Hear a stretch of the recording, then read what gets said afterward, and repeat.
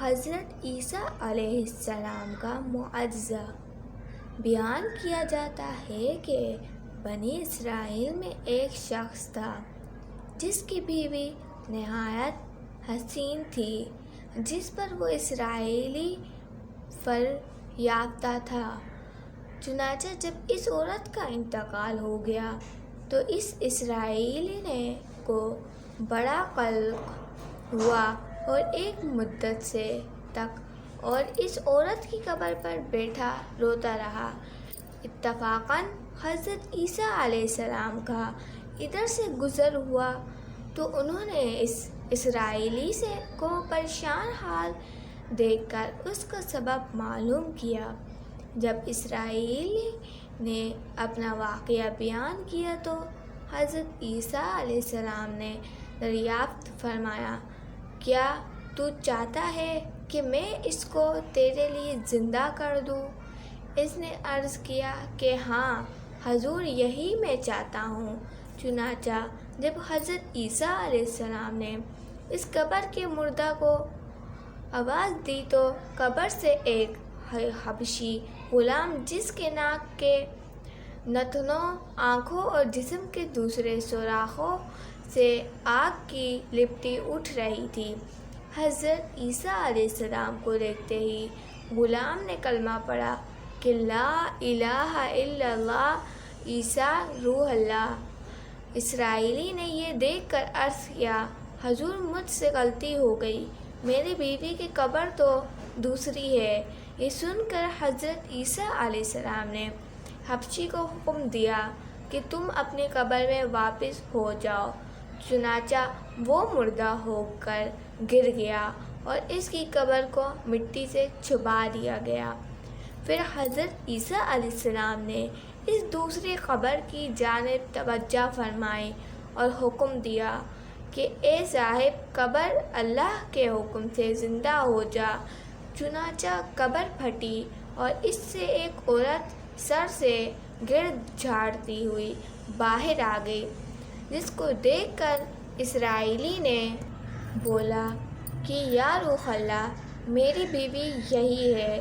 اور حضرت عیسیٰ علیہ السلام کے حکم سے وہ اسرائیلی اپنی بیوی کو ہمراہ لے کر واپس ہونے لگا، مگر عرصے سے جاگا ہوا تھا، اس لیے اس پر نیند کا غلبہ ہو گیا اور اس نے بیوی سے کہا کہ تیری قبر پر گریہ مزاری اور بیداری نے مجھے ہلاک کر دیا ہے، اس لیے میں چاہتا ہوں کہ کچھ دیر آرام کر لوں۔ بیوی کہنے لگی، ہاں آپ آرام کر لیجئے۔ چنانچہ وہ اسرائیلی بیوی کے زانوں پر سر رکھ کر سو گیا۔ اتنے میں ایک گھوڑے پر سوار ایک شہزادے کا ادھر سے گزر ہوا جو اپنے زمانے کا یکتا حسین تھا، جس کو دیکھ کر شہزادی ذاخود فریفتہ ہو گئی اور اس کا دل قابو میں نہ رہا۔ اس نے شور کا سر زانوں سے نیچے رکھا اور فرط محبت و غلبہ عشق سے مجبور ہو کر شہزادے کے سامنے جا کھڑی ہوئی۔ ادھر جیسے ہی شہزادے کی نظر اس پر پڑی، وہ بھی اس کو دیکھ کر اس پر فریفتہ ہو گیا اور عورت کی خواہش پر اس کو اپنے گھوڑے پر بٹھا کر لے گیا۔ چنانچہ اس کے شوہر نے بیدار ہو کر جب اپنی بیوی کو نہ پایا تو نہایت پریشان ہوا اور اس کے ملنے کی تدبیر سوچنے لگا۔ سوچتے سوچتے آخر اس کے نشان قدم پر چل کر اپنی بیوی کو تلاش کر لیا، جو شہزادے کے پاس پہنچ چکی تھی۔ اس کو دیکھ کر اسرائیلی نے شہزادے سے عرض کیا کہ یہ میری بیوی ہے، آپ اس کو چھوڑ دیجئے۔ ابھی شہزادہ کچھ کہنے بھی نہ پایا تھا کہ اس عورت نے کہا، میں تیری بیوی نہیں بلکہ شہزادے کی لونڈی ہوں۔ یہ سن کر شہزادہ اسرائیلی سے کہنے لگا، کیا مجھ سے میری لونڈی کو لینا چاہتا ہے؟ اس نے کہا، خدا کی قسم، یہ میری بیوی ہے، جس کو میرے سردار حضرت عیسیٰ علیہ السلام نے مرنے کے بعد میرے لیے زندہ کیا ہے۔ ابھی یہ گفتگو ہو رہی تھی کہ اتفاقاً حضرت عیسیٰ علیہ السلام بھی وہاں تشریف لے آئے، جن کو دیکھ کر اسرائیلی کہنے لگا، یا روح اللہ، کیا یہ میری وہ بیوی نہیں ہے جس کو آپ نے میرے لیے زندہ کیا ہے؟ حضرت عیسیٰ علیہ السلام نے فرمایا کہ ہاں، یہ وہی ہے۔ یہ سن کر عورت کہنے لگی، یا روح اللہ، یہ شخص جھوٹا ہے، میں تو اس شہزادے کی لونڈی ہوں۔ حضرت عیسیٰ علیہ السلام نے فرمایا، کیا تو وہ عورت نہیں جس کو میں نے اللہ تعالیٰ کے حکم سے زندہ کیا ہے؟ عورت نے کہا، یا روح اللہ، باخدا میں وہ نہیں ہوں۔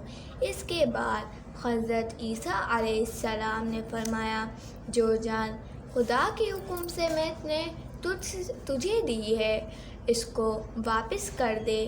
یہ سنتے ہی وہ عورت پھر مردہ ہو کر گر پڑی، اور حضرت عیسیٰ علیہ السلام فرمانے لگے کہ جو شخص ایسے آدمی کو دیکھنا چاہے جو کافر مرا تھا اور زندہ ہو کر ایمان لایا، تو وہ اس حبشی غلام کو دیکھ لے جو پھر ایمان کی حالت میں مرا ہے، اور جو کوئی ایسے شخص کو دیکھنا چاہے جو مومن مرا تھا، پھر اللہ نے اس کو زندہ کیا اور وہ کافر ہو کر حالت کفر میں مر گیا، تو وہ اس عورت کو دیکھ لے۔